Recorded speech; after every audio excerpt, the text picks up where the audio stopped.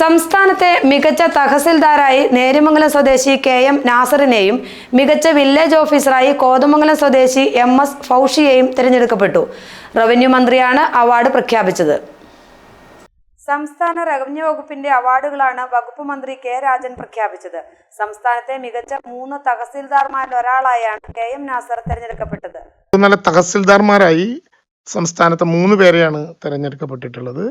തൃശ്ശൂരിലെ തഹസിൽദാരായി പ്രവർത്തിച്ചിരുന്ന ശ്രീമതി സുനിത ജേക്കബ്, കൊച്ചി തഹസിൽദാരായിരുന്ന ശ്രീ ശ്രീജിത്ത് എസ്, ചേർത്തല തഹസിൽദാരായിരുന്ന കെ.എം. നസീർ 3 പേരെയാണ് തിരഞ്ഞെടുത്തിട്ടുള്ളത്.